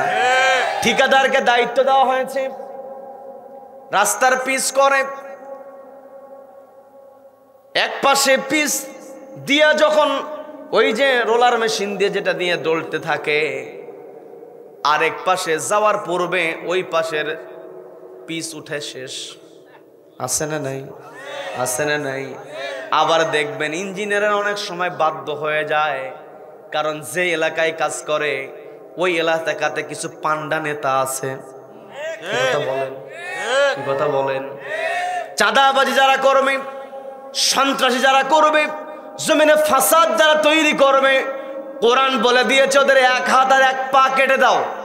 কি কথা বলেন? একটা সন্ত্রাসীর হাত আর পা কেটে দিলে বাকি সন্ত্রাসী এমনিতেই আল্লাহওয়ালা। কি কথা বলেন? একটা অফিসার কলমের খোঁচা দিয়ে লক্ষ লক্ষ টাকা আত্মসাৎ করেছে। অফিসারের দোষ প্রমাণিত হওয়ার পরে ওই অফিসারের বিধানটা কি হবে কোরআন জানিয়ে দিয়েছে, ফাকতুউ আইদিয়াহুমা। যদি ওই অফিসার নারী হয় অথবা পুরুষ হয়, লক্ষ লক্ষ টাকা আত্মসাৎ করেছে, প্রমাণ হয়েছে, ওই অফিসারের হাত যদি কেটে দেওয়া হয়, একটা জেলার এসপির হাত কেটে দাও, একটা জেলার ডিসি যদি অপরাধ করে ডিসির হাত কেটে দাও, একটা উপজেলার ইওনো যদি অন্যায় করে, ইওনো যদি কলমের খোঁচা দিয়া লক্ষ লক্ষ টাকা আত্মসাৎ করে, একটা থানার ইওনোর হাতটা কেটে দেওয়া হবে, বাকি থানার ইওনোগুলো এমনি সোজা। কথা বলেন ঠিক কিনা? একটা জেলার ডিসি অন্যায় করেছে, ওকে যদি শাস্তির আওতায় আনা যায়, ওই বাইতুল মুকাররমের সামনে অথবা হাইকোর্টের সামনে ডিসি যখন অন্যায় করবে, এসপি যখন অন্যায় করবে, ওর পরিচয় দেখা যাবে না। কারণ নবীজির সামনে বিচার নিয়ে আসা হয়েছে, বনি মাকসুম গোত্রের একজন মেয়ে চুরি করেছে। নবীজি বললেন হাতটা কেটে দাও। নবীজির নাতি ছিল, তাকে দিয়ে সুপারিশ করানো হলো। দেখো তো নবীজিকে একটু বলো তো, ভালো গোত্রের মেয়ে, সম্মানী বংশের লোক, নবীজি যদি বলতো তাহলে হয়তো তার হাতটা না কেটে একটু অন্য শাস্তির ব্যবস্থা করা হতো। নবীজি বলতেছেন কিসের প্রস্তাব আমাকে দাও। নবীজি রেগে গেলেন, চেহারা তার রক্তিম হয়ে গেল, লাল চেহারা হয়ে গেল। নবীজি বলছেন আমার মেয়ে ফাতেমা যদি চুরি করতো আমি তার হাত কেটে দিতাম। বলেন আল্লাহু আকবার। যত বড় ডিসি হোক না কেন, যত বড় এসপি হোক না কেন, যত বড় বিচারক হোক না কেন, চেয়ার যত বড়ই হোক না কেন, অন্যায় প্রমাণিত হবে, কোরআনের আলোকে বিচার করা হবে। একজনকে শাস্তি দিলে বাকিগুলো এমনি সোজা। কি কথা বলেন? এই কথাগুলো যখন আলেম ওলামা বলে তখনই আলেম ওলামা খারাপ হয়ে যায়। কি কথা বলেন? তোমরা যতই খারাপ বলো না কেন, দিন শেষে যাদেরকে গালিগালাজ করবে তাদেরা ঠিকই দেশের মধ্যে থাকবে, তোমরা পালাতে বাধ্য হবে। কথা বলেন ঠিক কিনা? সম্মানিত বন্ধুগণ, যে কথায় ছিলাম, নবীজির সাহাবী হুযায়ফা, আব্দুল্লাহ ইবনে হুযায়ফা রাদিয়াল্লাহু তাআলা আনহু, তাকে যখন অফার দেওয়া হলো, তাকে বলা হলো তুমি যদি আমার মেয়েকে বিবাহ করো তাহলে আমি আমার রাজ্যের অর্ধেক তোমাকে ছেড়ে দেব। প্রথমে বলল তোমাকে আমি মেয়ে দিব, এরপরে বলল বিবাহ করো, খ্রিস্টান ধর্ম যদি তুমি গ্রহণ করতে পারো আমি তোমাকে আমার রাজ্যের অর্ধেক ছেড়ে দেব। আব্দুল্লাহ ইবনে হুযায়ফা রাদিয়াল্লাহু তাআলা মুচকি হাসি দিয়ে বলছেন তুমি আমাকে কিসের লোভ দেখাও? ইন্নাল্লাহা আশতারা মিনাল মুমিনিনা ওয়া আনফুসাহুম বিআন্না লাহুমুল জান্নাহ। ইন্নাল্লাহা আশতারা মিনাল মুমিনিন, নিশ্চয় আল্লাহ রাব্বুল আলামিন মুমিনের কাছ থেকে ক্রয় করে নিয়েছেন তার জান এবং মাল, বিআন্না লাহুমুল জান্নাহ, জান্নাতের বিনিময়ে। আব্দুল্লাহ ইবনে হুযায়ফা বলছেন তুমি আমাকে কিসের অফার দাও? দুনিয়ার কোন চেয়ার, দুনিয়ার কোন আকর্ষণীয় বস্তুর দিকে আমরা তাকাই না, আমরা একমাত্র ভয় করি কাকে? সবাইকে বলতে ভয় করি কাকে? যখন রোম সম্রাট এই প্রস্তাব দিল, প্রস্তাব দেওয়ার পরে রোম সম্রাটের প্রস্তাব যখন প্রত্যাখ্যান করা হলো, রোম সম্রাট ক্ষেপে গিয়েছে, রোম সম্রাট রেগে গিয়েছে। রোম সম্রাট বলতেছে আমি তোকে অফার দিলাম, তুই আমার অফার প্রত্যাখ্যান করিস, তোকে আর বাঁচতে দেব না, তোকে আমি হত্যা করো, ফাঁসির কাছে তোকে ঝুলিয়ে দেব। অর্ডার দিয়ে দিল আজকেই তোর ফাঁসি কার্যকর হয়ে যাবে। ফাঁসির মঞ্চ প্রস্তুত করা হয়। আব্দুল্লাহ ইবনে হুযায়ফা রাদিয়াল্লাহু তাআলা আনহু ফাঁসির মঞ্চের দিকে তাকিয়ে মুচকি মুচকি হাসেন। বলেন না সুবহানাল্লাহ। আব্দুল্লাহ ইবনে হুযায়ফা রাদিয়াল্লাহু তাআলা তার অন্তরের মধ্যে কোনো প্রকার ভয় নাই, তার চেহারার মধ্যে কোনো প্রকার ভয়ের ছাপ নাই। ওই রোম সম্রাট যতই ভয় দেখাক না কেন, যার অন্তরে আল্লাহর ভয় আছে, দুনিয়ার কোনো ক্ষমতাধরের ভয় তাকে স্পর্শই করতে পারে না। কি কথা বলেন? যখন রোম সম্রাটের মধ্যে কোনো প্রকার ভয়ের ছাপ দেখা গেল না, এই দৃশ্য দেখে রোম সম্রাট বলছে না, কেউ তো এইভাবে মারা যাবে না, একে আরো কষ্ট দিয়ে মারতে হবে। অর্ডার দেওয়া হলো বড় চুলা জ্বালাও, বড় পাতিল আনো, পানি দিয়ে দাও, পানি জাল দিতে থাকো।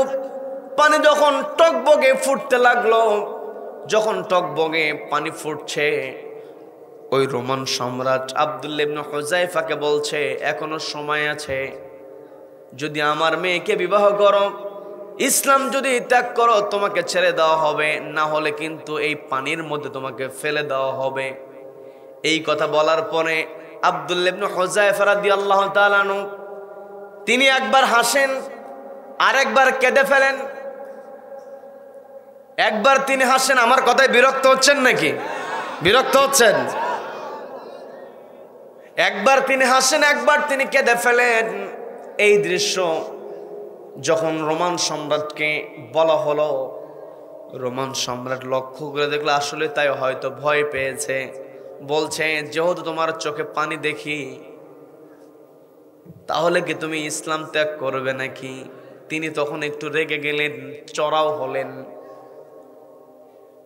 তিনি যখন রেগে গেলেন, একটু চড়াও হলেন, পাশে থেকে আরেকজন মুসলমান বন্দীকে টান দিয়ে ওই পানির মধ্যে ছেড়ে দেওয়া হলো।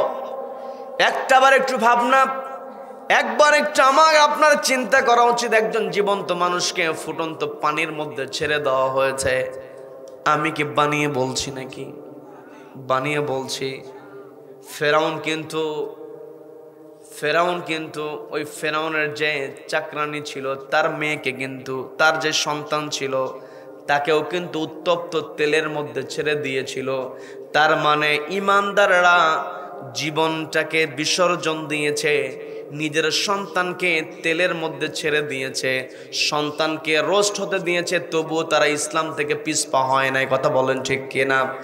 সম্মানিত ভাইয়েরা, যে কথায় ছিলাম, যখন মুসলমান একজন সৈন্যকে কি করা হলো, ওই পানির মধ্যে ছেড়ে দেওয়া হলো, মুহূর্তের মধ্যেই দেহ ঝলসে গেল, দেহ থেকে গোস্ত খসে পড়ে গিয়েছে, হাড্ডি বের হয়ে গিয়েছে। আব্দুল্লাহ ইবনে হুযায়ফা রাদিয়াল্লাহু তাআলা আনহু তিনি আবারও হাসেন, আবারও কান্না করেন।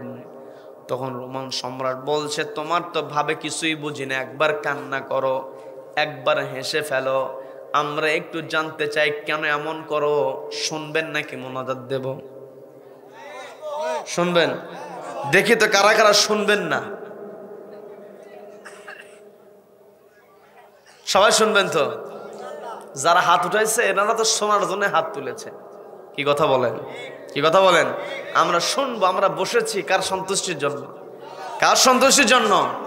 আমরা শুনবো, কিন্তু এর পূর্বে কিছু কাজ আছে।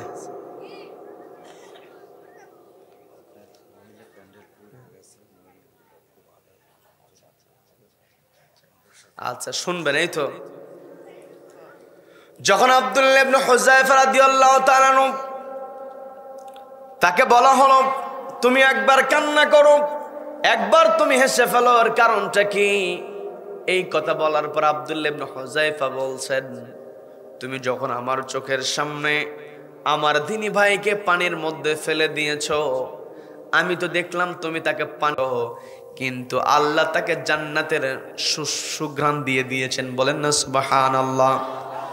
তোমার কাছে মনে হতে পারে ঝলসানো দেহ, কিন্তু তার দেহ তার যেই রুহুটা চলে গিয়েছে আইল্লিনে। বলেন আল্লাহু আকবার, বলেন আল্লাহু আকবার। আল্লাহ তাকে ওয়েলকাম জানিয়েছেন, ফেরেশতারা তাকে অভ্যর্থনা জানিয়েছে। আমি চিন্তা করে দেখলাম, আমার জীবন তো একটা, আমাকেও যদি এইভাবে মেরে ফেলে আমি তো একবার মারা যাব, কিন্তু আমার মনের মধ্যে একটা চাওয়া চলে এসেছে, আমাকে যদি শত শতবার জীবন দেওয়া হতো, আমি শত শতবারই আল্লাহর উপরে তাওয়াক্কুল করে জীবন দিয়ে দিতাম, কিন্তু আল্লাহকে ছাড়া দুনিয়ার কাউকে ভয় করতাম না। বলেন আল্লাহু আকবার। যখন এই ব্যাখ্যা দিয়ে দিল, এই ব্যাখ্যা দেওয়ার পরে রোমান সম্রাট, ওর মনের মধ্যে একটা আমূল পরিবর্তন হয়ে গেল। সে চিন্তা করল, এত দৃঢ় মানুষ কেমন করে হতে পারে? আমরাও দেখেছি নবীজির সাহাবীদের মতো, অত না হলেও আমরাও দেখেছি এই বাংলার জমিনে যিনি 50টি বছর তাফসীর করেছেন, দীর্ঘ 13 বছর তাকে বন্দি অবস্থায় রাখার পরও যেই দিন তাকে ইনজেকশন পুশ করে হত্যা করা হয়েছে, তার পূর্বের দিনে তাকে যখন ওই জেলখানা থেকে নিয়ে ওই হসপিটালে আনা হলো, অ্যাম্বুলেন্স থেকে নামার পরে তিনি বিন্দু পরিমাণ চেহারার মধ্যে হতাশার ছাপ দেন নাই, বরং অ্যাম্বুলেন্স থেকে নেমে সবাইকে লক্ষ্য করে তিনি সবাইকে যেই হাসিটা উপহার দিয়েছেন, কিয়ামত পর্যন্ত যারা আল্লাহকে ভয় করবে, ওই কোরআনের পাখির শেষ হাসিটাই হলো তাদের জন্য অনুপ্রেরণা। কথা বলেন ঠিক কিনা? কোরআনের পাখিকে এত নির্যাতন তারা করেছে, বিন্দু পরিমাণ টলাতে পারে নাই। কি কথা বলেন? কি কথা বলেন?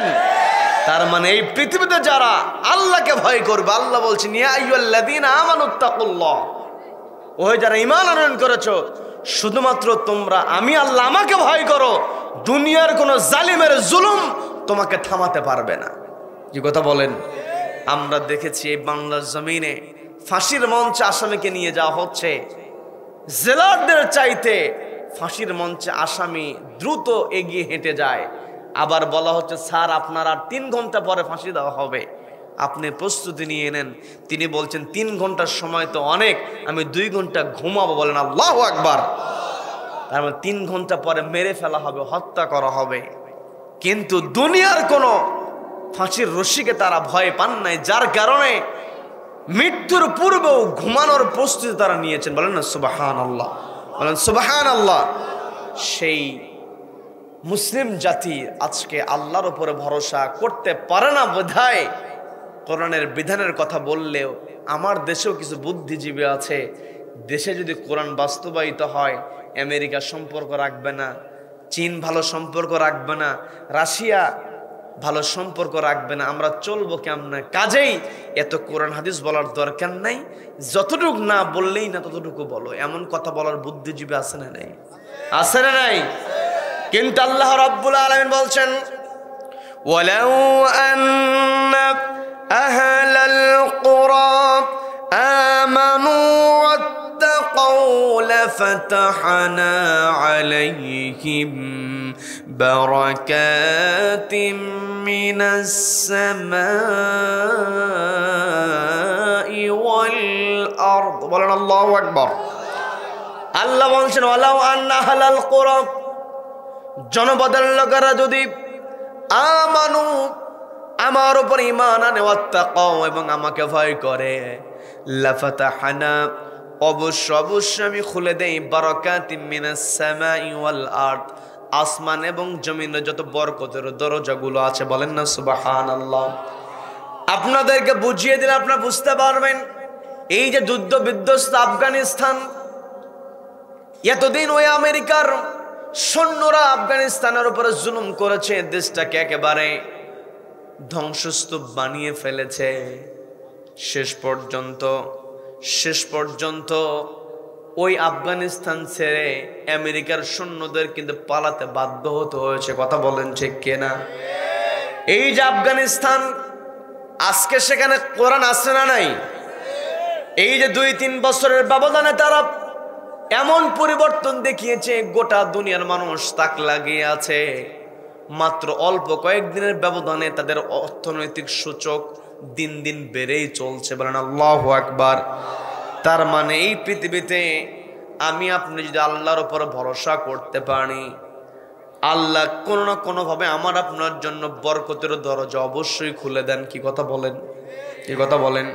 এই যে আপনাদের দুপচাচি আর গুনাহার যে একটা ইউনিয়ন আছে, সেখানে নূর মোহাম্মদ ভাই, আমি বিস্তারিত ঘটনা বলবো না, শুধু একটা কথা বলি, তাকে এমন পরিস্থিতিতে ফেলে দেওয়া হয়েছিল, একেবারে তাকে ক্রস ফায়ারে দেবে, একেবারে চূড়ান্ত সিদ্ধান্ত। সর্বশেষ তাকে সুন্দর খাবার দিয়ে দেওয়া হয়েছে, অর্থাৎ সর্বশেষ তার সঙ্গে একটু ভালো আচরণ করেছে, একটু পরতে মেরেই ফেলবে। কিন্তু হঠাৎ করে তার চোখের সামনে এমন একটা কনস্টেবল হাজির হয়েছে যার বাড়িও গুনাহারে। বলেন আল্লাহু আকবার। একটা আসামি, যে জেলার মানুষ, তার কাছে কখনো কিন্তু পুলিশের কর্মকর্তা হোক আর কনস্টেবল হোক, এলাকার মানুষের সঙ্গে কিন্তু এলাকার মানুষের কোনোভাবে মিলানোর ব্যবস্থা কিন্তু আইনের মধ্যে নাই। কি কথা বলেন? যেখানে একেবারে চূড়ান্ত ক্রস ফায়ারে দিয়ে দেওয়া হবে আসামি যে ইউনিয়নের, সেখানে কনস্টেবল, সেখানে সেই ইউনিয়নের। আমি কয়েকদিন আগে তার পোস্টটা লক্ষ্য করছিলাম, আর এই আয়াত নিয়ে আমি তখন ওই কয়েকদিন ভাবতেছিলাম কোন কোন দৃষ্টান্ত, লাফাতাহনা আলাইহিম বারাকাতিম মিনাস সামাই ওয়াল আরদ, এই বরকতের দরজা যা আল্লাহ খুলে দেন, এটাতে কোন কোন দৃষ্টান্ত দেওয়া যায়। ওই রকম সময় তার পোস্ট আমার চোখের সামনে পড়ে গেল। আমি দেখলাম তার ঘটনা শুনে আমি বুঝলাম এই যে গুনাহারের যে নূর মোহাম্মদ ভাই, তার কাছে যে ওই কনস্টেবলকে পাঠিয়ে দেওয়া হয়েছে, এটা আল্লাহর বরকত ছাড়া কোনো কিছুই না। কথা বলেন ঠিক কিনা? এই কথা আমি আপনাদের কাছে এই জন্য বললাম, আপনারা যাচাই করতে পারবেন, একটু হলে জানতে পারবেন। তার মানে যত কঠিন পরিস্থিতি হোক না কেন, আল্লাহ যদি কাউকে বরকত দিতে চায়, দুনিয়ার কেউ তাকে থামাতে পারে না। কি কথা বলেন? এই জন্য আমার আপনার দায়িত্ব হলো আল্লাহর উপর ভরসা রাখা, আল্লাহকে ভয় করা। এই যত জুলুম নির্যাতন করেছে, জুলুম নির্যাতনের পরেও কিন্তু তাদেরকে কখনো থামাতে পারে নাই। যেমন নবীজির সাহাবী বেলালের ঘটনা মাসুম বললেন, নোমানি বলেছে, আমি শুধু তার ঘটনার সঙ্গে আপনাদেরকে বোঝানোর জন্য বলছি। বেলাল রাদিয়াল্লাহু তাআলার ঘটনা তো আমরা শুনি, নবীজি হলেন ইমাম, বেলাল রাদিয়াল্লাহু তাআলার মুয়াজ্জিন। বলেন আল্লাহু আকবার। বেলাল রাদিয়াল্লাহু তাআলা হচ্ছেন মুয়াজ্জিন, কত বড় সম্মান। নবীজি ইমাম, বেলালের চেহারা কিন্তু সুন্দর ছিল না, কি কথা বলেন? তিনি ছিলেন কেনা একজন গোলাম, গোলামের ঘরে গোলাম, বাবাও ছিল গোলাম, কিন্তু অন্তরটা ছিল ইন্না আকরামাকুম ইনদাল্লাহি আতকাকুম। আল্লাহ বললেন, তোমাদের ধন সম্পত্তি, টাকা পয়সা, প্রভাব প্রতিপত্তি, এগুলোর কোনো দাম আমার কাছে নাই। আমার কাছে দাম হলো ইন্না আকরামাকুম, তোমাদের সম্মান হলো আতকাকুম, তোমাদের তাকওয়া যত বেশি হবে। বলেন না সুবহানাল্লাহ। তাকওয়া যার যত বেশি, আল্লাহর উপরে সে ভরসা রাখতে পারে তত বেশি। নবীজির সাহাবী আব্দুল্লাহ ইবনে হুযায়ফা রাদিয়াল্লাহু তাআলা আনহু তিনি বললেন, আমার তো জীবন একটা, আমি এই যে আমার জীবনটা ইসলামের জন্য যাচ্ছে, আল্লাহকে সন্তুষ্ট করতে গিয়ে ইমানের জন্য আমার মরণটা হচ্ছে, এই কথা শুনে আমি আনন্দিত হই। কিন্তু আমার ভিতরে আরেকটা আফসোস জেগে যায়, একবার না হয়ে যদি শত শতবার মরতে পারতাম, প্রত্যেকটা বারে আমি আল্লাহকে ভয় করেই মরতাম। বলেন না সুবহানাল্লাহ। এই কথা বলার পরে রোমান সম্রাট সে তার চিন্তা থেকে সরে আসলো। সে বলতেছে, এদেরকে মেরে আর কি হবে, এদেরকে মারবো না, তবে যারা এত দৃঢ়, যারা তাদের জবানের এমন দাম দেয়, যারা এমন সুন্দর চরিত্রের অধিকারী হতে পারে, এদের কাছ থেকে যদি আমি আমার কপালে চুম্বন এঁকে নিতে পারি, তাহলে আমার জীবনটা ধন্য হবে। আব্দুল্লাহ ইবনে হুযায়ফা রাদিয়াল্লাহু তাআলাকে প্রস্তাব দেওয়া হলো, তোমাকে আমি এই ফুটন্ত পানির মধ্যে ছেড়ে দেব না, তোমাকে মুক্ত করে দেব, তবে শর্ত হলো আমার কপালে তোমাকে চুম্বন দিতে হবে। শেষ পর্যন্ত চুম্বন হয়েছে কি হয় নাই শুনবেন নাকি মোনাজাত? রাত তো অনেক হয়ে গেছে। মাহফিল কত তারিখের? 3 তারিখের। আজকে এখন কয় তারিখ? 4 তারিখ। হ্যাঁ, ওই হিসাব করা যাবে না নাকি? ফজরের নামাজের হিসাব করবো নাকি? হ্যাঁ, আচ্ছা, আমরা সারা রাত। হ্যাঁ, আচ্ছা শোনেন, সারা রাত হলে যে খিচুড়ি রান্না হয়েছে ওটা তো নষ্ট হয়ে যাবে আবার। হ্যাঁ, আবার গরম করবেন, নষ্ট হবে না। কিন্তু খিচুড়ি যদি গরম না খান ভালো লাগবে না তো। কি কি যুবকেরা ঠিক আছে না? খাওয়া দাওয়ার পর আবার হবে, এই বছরে না আগামী বছর ইনশাআল্লাহ। আচ্ছা, তবে আমরা শুনবো যে চুমো আব্দুল্লাহ ইবনে হুযায়ফা রাদিয়াল্লাহু তাআলা তিনি দিয়েছেন কিনা। এর পূর্বে একটু কষ্ট দিব, সেটা হলো এদের সুন্দর আয়োজন করা হয়েছে, পর্দালের মা বোনেরা শুনছেন, মা বোন ছাড়া দুনিয়ার কোন পুরুষ টিকতে পারবে? বলে না, পারবে কি? পারবে না। কারণ আমরা যদি নবীজির জীবনের দিকেও তাকাই, সেখানেও দেখি নবী যখন কোরআনের দাওয়াত দিয়েছে, নবীজির অনেক বিপদ হয়েছে। যেই বিপদে নবীজির পাশে একেবারে সীসা ঢালা প্রাচীরের ন্যায় শক্তভাবে দাঁড়িয়েছিলেন তার সহধর্মিনী খাদিজাতুল কুবরা রাদিয়াল্লাহু তাআলা আনহা। কি কথা বলেন? কি কথা বলেন?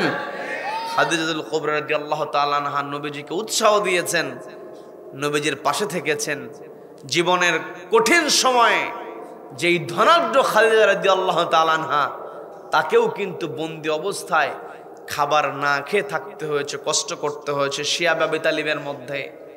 নবীজির সঙ্গে থেকেছেন, একটা বারের জন্য নবীজির সঙ্গে বিরূপ কোনো মন্তব্য তিনি করেন না, বিরূপ কোনো প্রতিক্রিয়া তিনি দেখান নাই। ইসলামের যত ঘটনার দিকে আমরা যাই না কেন, নারীদের অবদানকে কোনোভাবেই আমরা খাটো করতে পারবো? পরিবারে মা যদি নামাজি হয়, দেখবেন ওই পরিবারের সন্তানকে নামাজের কথা বেশি বলতে হয় না। কি কথা বলেন?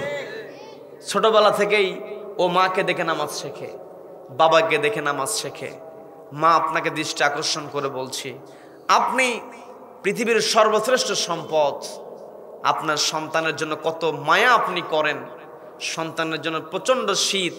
এই যে শীতের কালে মা যদি সন্তানকে তার বুক থেকে খাবার দিয়ে দেন, মায়ের স্তন থেকে যদি সন্তান দুধ পান করে, আর ওই সন্তানের যদি একটু ঠান্ডা লেগে যায়, বিশেষ করে শীতের দিনে, বিরক্ত হচ্ছেন আমার কথায়, শীতের দিনে মা দেখবেন বাড়িতে মেহমান, বিশেষ করে বগুড়ার মানুষ দই তো খাবেই, কমন একটা বিষয়।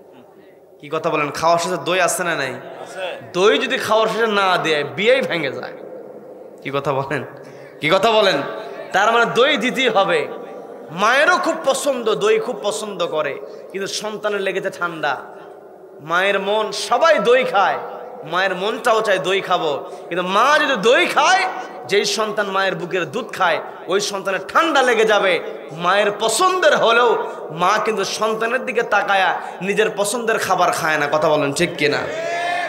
তার মানে মা, আপনি সন্তানের জন্য এত কিছু করেন, সন্তানকে এত কষ্ট করে বড় করেন, এই সন্তান যদি আল্লাহকে ভয় না করে, এই সন্তানকে যদি আপনি আল্লাহর ভয়ের শিক্ষা দিতে না পারেন, তাহলে আপনার এই কষ্টগুলো বৃথা হয়ে যাবে।